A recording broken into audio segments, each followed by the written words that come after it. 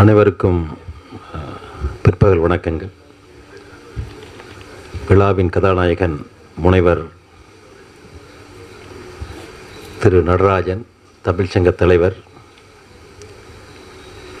அவர்களே, திரு செந்தில்குமரன் ஐயா அவர்களே, பிரமோத்குமார் அவர்களே,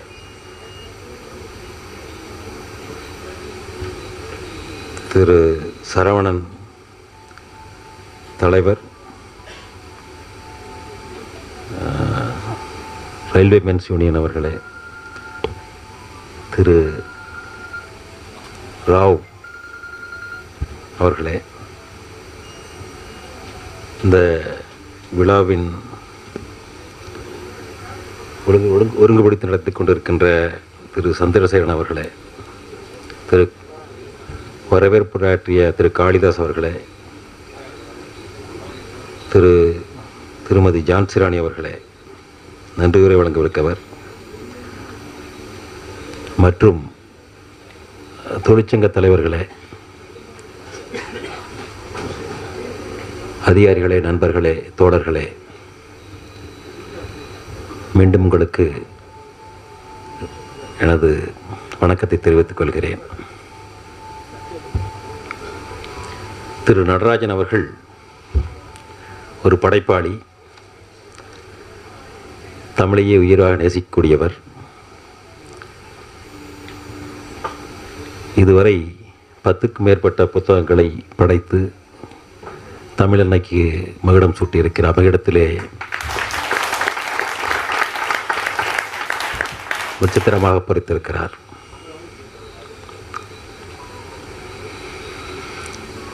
அது மட்டும் இல்லாமல் தான் படிப்பு படிப்பு படிப்பு என்று தன்னையே தொடர்ந்து ஈடுபடுத்தி கொண்டு புத்தக பித்தனாகவும் மாறியிருக்கிறார். புத்தக பித்தன் என்ற புனைப்பெயருடன் விளந்து கொண்டிருக்கும் நடராஜன் அவர்கள் அவர் இட்டிய 10க்கும் மேற்பட்ட புத்தகங்களில் தினம் ஒரு நினைவு என்ற புத்தகம் மகுடமாய் விளக்கிறது.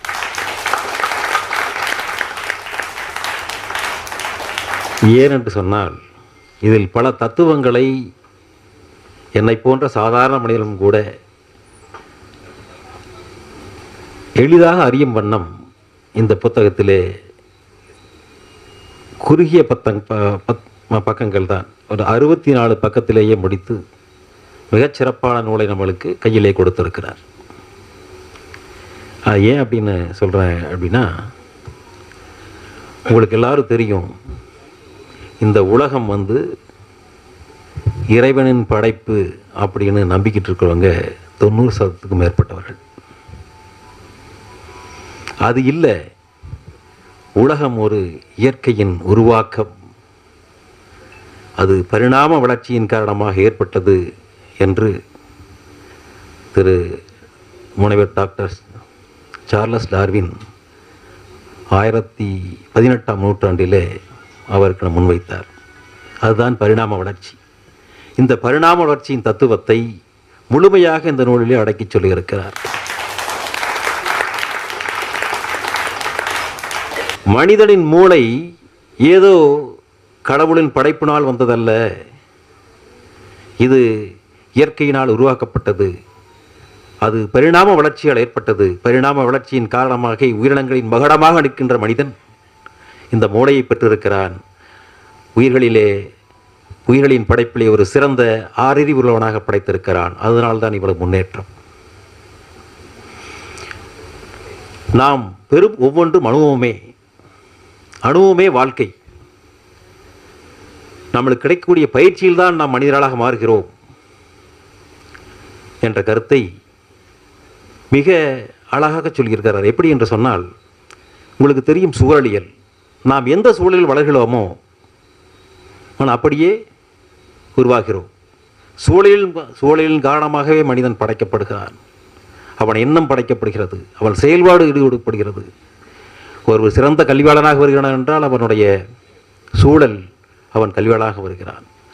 ஒரு பெரிய கொலை குற்றவாளியாக வருகிறான் என்று சொன்னால் அவன் சூழலிலே வளர்கிறான், சூழலில் கைதியாக்கப்படுகிறான். வேறொன்றும் கிடையாது. எல்லோரும் மனிதர்கள் தான், எல்லோரும் மனிதன் படைப்புத்தான். அது படைப்பு என்பது கடவுளால் படைக்கப்பட்டதல்ல, இயற்கையின் உருவாக்கம்.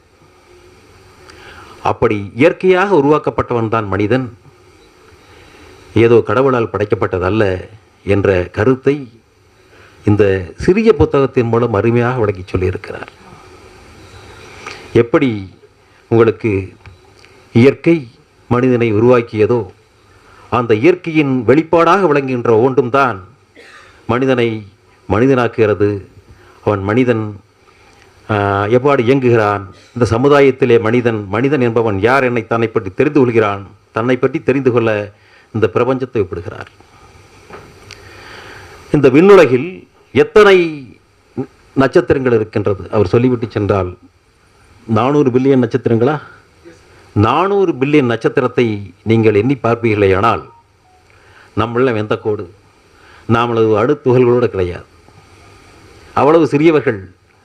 இந்த இயற்கையின் பால் நாம் வளர்ந்தவர்கள், இயற்கையிலே அங்கம் என்ற ஒரு நினைப்பு வருமானால் இந்த உலகத்தில் இருக்கக்கூடிய சண்டைகள், சச்சரவுகள், இதையே நம்ம சமுதாயத்தில் இருக்கக்கூடிய பல்வேறுபட்ட மனித பாகுபாடுகள் மறைந்து போகும். மனிதன் மனிதனாக வாழ வேண்டும் என்று சொன்னால் நீங்கள் இயற்கையை அறிந்து கொள்ளுங்கள், பிரபஞ்சத்தை தெரிந்து கொள்ளுங்கள் என்று வெறு அழகாக அடித்து சொல்லியிருக்கிறார். அதுதான் அதுபோலவே மனிதன் எப்படி தன்னைத்தான் கட்டுப்படுத்திக் கொள்கிறான், மனிதன் எப்படி வளர்கிறான், மனிதன் எப்படி தன்னை மேம்படுத்திக் கொள்ள முடியும் என்பதை 5-6 வகைகளை சொல்லி, செயல்களிலே சொல்லி மனிதன் தன்னை எப்படி மேம்படுத்திக் கொள்ள முடியும் என்பதை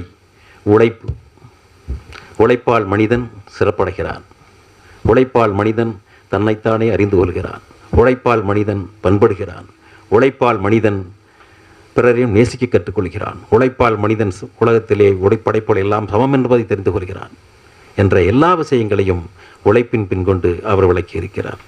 அதுபோலவே மனிதன் ஒரு சமுதாய விலங்கு, சோசியல் அனிமல்.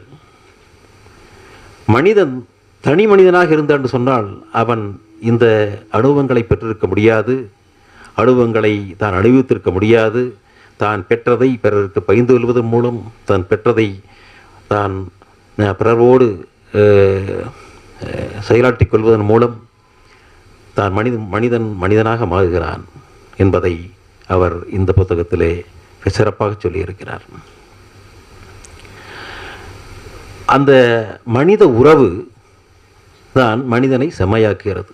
இப்போ நானும் நீங்களும் ஏன் என்று இவ்வளவு தூரம் வந்து நாம் பேசக்கூடிய என்று சொன்னால், நாம் மனித சமுதாயத்திலே வாழ்ந்து கொண்டு இருக்கிறோம். அந்த சமுதாயத்தின் அடிப்படை புள்ளியாக விளங்குவது அது குடும்பம், அவனை சுற்றி இருக்கிற உறவு, அன்றாடு அவன் ஊடாடி என்ற பொழுது தான் பெற்ற அனுபவம், அதைத்தான் அவனை மனிதனாக்கிறது. இல்லை என்று சொன்னால் அவன் பைத்தியகரனாகி விடுவான். ஸோ ஒரு சிறந்த உறவு முறை இருக்க வேண்டும்.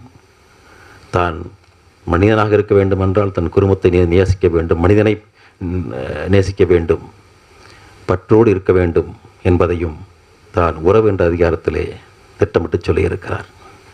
அதுபோலவே மனிதன் எப்படி தன்னை ஒவ்வொரு நாளும் படைத்து கொண்டு இருக்கிறானோ, படைப்பாளியாக வேண்டுமென்றால் ஒவ்வொரு நாளும் ஒரு புதுமை நடந்து கொண்டு தான் இருக்கிறது. எப்படி அந்த புதுமை நடக்கிறது? திரும்பவும் ஒரு நாளும் சிந்திக்கிறான். சிந்திக்கும் பொழுது தன்னை படைப்பாளியாக்கிக் கொள்கிறான். தன் படைப்பாளியாகிறான் என்று சொன்னால் அது புத்தகமாக இருக்கலாம், அது ஒரு சிலையாக இருக்கலாம், ஒரு ஓவியமாக இருக்கலாம், இசையாக இருக்கலாம். இதற்கெல்லாம் எது தேவை? தான் சிந்தித்து தன்னை செதுக்கிக் கொள்ள வேண்டும். அப்படி செதுக்கீர்கள் என்று சொன்னால் அந்த வாழ்வு செம்மையடையும். நீங்களே திருப்பிப்படுவீர்கள். நீங்களும் படைப்பாளியாகின்ற பொழுது உங்களுடைய எண்ணங்கள் வெளிப்படுகின்றன, புதுமைகள் வெளிப்படுகின்றன என்பதை பல்வேறு கோணங்களிலே இருந்து இந்த புத்தகத்தில் சொல்லியிருக்கிறார். அது அந்த கலை யார் சொன்னது போல் இசையாக இருக்கலாம், எழுத்தாக இருக்கலாம், புத்தகமாக இருக்கலாம், எதுவாகவும் இருக்கலாம். அதுபோல ஒவ்வொரு வாழ்க்கை தத்துவத்தையும் வாழ்க்கையினுடைய நிகழ்வுகளையும் ஒரு சிறிய புத்தகத்தில் வடித்து கொடுத்து பெரிய தமிழன்னைக்கு மகுடம் சூட்டியிருக்கிறீர்கள். வாழ்த்துக்கள் நடராஜன். இந்த புத்தகத்தை நீங்கள் அனைவரும் வாங்கி படியுங்கள். மிக எளிமையாக இருக்கிறது, அனைவருக்கும் புரியும் என்று நம்புகிறேன். இலவசமாக கொடுத்தாரா? அப்போ அவசியம் நீங்கள் படியுங்க. நீங்கள் படிச்சுட்டு உங்களோட வச்சுக்காம பிறருக்கு கொடுங்க. மற்றவர்களும் படிக்கட்டும், பயிற்று பலன் பெறட்டும் என்று வேண்டுகிறேன். அது மட்டுமல்ல, அவர் பணிவிடை பெறவிருக்கிறார். அவர் சொன்னது போல கணக்கியல் துறை, இந்தியன் ஆடிட் டிபார்ட்மெண்ட் தணிக்கைத்துறையிலே தணிக்கைத்துறையிலே 7 ஆண்டு காலம் பயணித்து பின்பு சென்னை துறைமுகத்திலே 29 ஆண்டுகள் சிறப்பாக பணியாற்றியிருக்கிறார். அது பணியாற்றுவது என்பது மனிதர்களோடு பணியாற்றுவதுதான் கடினமான வேலை. மற்றவர்களோடு இயந்திரங்களோடு நீங்கள் பணியாற்றும் என்று சொன்னால் உங்கள் வேலை முடிந்து சென்று விடலாம். என் மனிதன் என்றால் ஒவ்வொருவரும் தனித்துவமானவன், தனித்தனியாக சிந்திக்கக்கூடியவன். ஒவ்வொருவரையும் நீங்கள் கட்டுக்குள் கொண்டு வர வேண்டும், அன்பால் பிணைக்க வேண்டும், அரவணைக்க வேண்டும், நிர்வாகத்தை நடத்தி செல்ல வேண்டும். அப்படி ஒரு சிறப்பான பணியை 29 ஆண்டு காலம் டாக் லேபர் போர்டிலே சேர்ந்து இன்று வரை சிறப்பாக நடத்தி கொண்டிருக்கிறார் திரு நடராஜ். அவர் உழைப்பு இந்த சென்னை துறைமுகத்தை மேலும் நல்லா நடத்தி சென்றிருக்கிறது. எத்தனை நான் மனிதர்களோடு பலவுதான் கடினம் என்று சொல்வதைப் போல எத்தனை வேலை நிறுத்தங்களை சந்தித்திருப்பார். எத்தனை மனிதர்களை அதை வேலை நிறுத்தங்களை முடித்து திரும்பவும் ஒருமுகப்படுத்தி செயலிலே ஆற்ற வைத்திருக்கிறார் என்பது பாராட்டத்தக்கது, போற்றக்கூடியது. வாழ்த்துக்கள் நடராஜ். அதை தாண்டி அவர் சென்னை துறைமுக தமிழ் சங்கத்திலே நீண்ட காலம் தன்னுடைய படைப்பாற்றலை படைத்ததோடு மட்டுமல்லாமல் பிறருடைய படைப்பையும் மேடையேற்றி இருக்கிறார். அதுதான் முக்கியம். பெரிய நெருங்கிய 100க்கும் மேற்பட்ட படைப்பாளிகளை இங்கே ஒரு வாய்ப்பு கொடுத்தால் தானே மனிதன் வளருவான். எப்படி சூழலிலே மனிதன் வளர்கிறானோ அதேபோல சுற்றுச்சூழல், அந்த ஒரு நல்ல சூழலை ஏற்படுத்தி படைப்பாளிகளை உருவாக்கி அந்த படைப்பின் வெளிப்பாடாக தமிழன்னைக்கு மேடும் நிறைய பேர்களை கொண்டு மடும் சுட்டு இருக்கிறார். அதற்கும் வாழ்த்துக்கள். அது இல்லாமல் தானும் நான் சொன்னது போல 13க்கும் மேற்பட்ட புத்தகங்களை 13 இங்க மட்டும் 13. இதை விட வெளியே வச்சிருக்காரு. புத்தகங்களாம் எழுதி தள்ளியிருக்காரு பாருங்க. ஏன்னா ஒரு புத்தகம் எழுதுற சிரமம். பட் இந்த புத்தகம் ரொம்ப நல்லா வந்திருக்கு.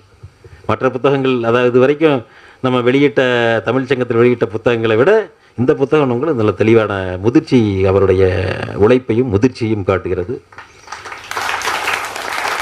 அது அனைவரும் படித்து பயன்படக்கூடிய இலை இருக்கிறது. இது மட்டும் இல்லாமல் நீங்கள் தொடர்ந்து இந்த தமிழன்னைக்கு பாடுபட வேண்டும். அவருடைய வாழ்க்கை ஒரு போராட்டமான வாழ்க்கை. இது மேடையில் சொல்லத்தக்கதா என்று தெரியல. அதனால் அது நான் தவிர்க்கிறேன். ஏன்னா அது தமிழுக்காக, தமிழ் இனத்திற்காக அவர் ஆற்றிய போராட்டங்கள் பின்ற செயல்பாடுகள்லாம் போற்றத்தக்கது, மதிக்கத்தக்கது, காலந்தோறும் நாம் சொல்லி மகிழக்கூடியது. வருங்காலங்களிலும் அவர் சென்னை துறைமுக தமிழ் சங்கத்தோடு இணைந்து நீண்ட காலம் பணியாற்ற வேண்டும். பணியாற்றி நிறைய படைப்பாளிகளையும் உருவாக்க முன்வர வேண்டும். இந்த தமிழன்னைக்கும் நீங்கள் உங்கள் கரங்களால் மேலும் படைப்புகளை உருவாக்கி மக்களுக்கு படைக்க வேண்டும் என்று வேண்டி, வரும் காலங்களில் உடல் நலத்தோடும் உள்நலத்தோடும் நீண்ட நாள் வாழ வேண்டும், பொதுப்பணி ஆற்ற வேண்டும் என்று வேண்டி அறிய வேப்பினல் அனைவருக்கும் நன்றி கூறி அமைகிறேன். நன்றி, வணக்கம்.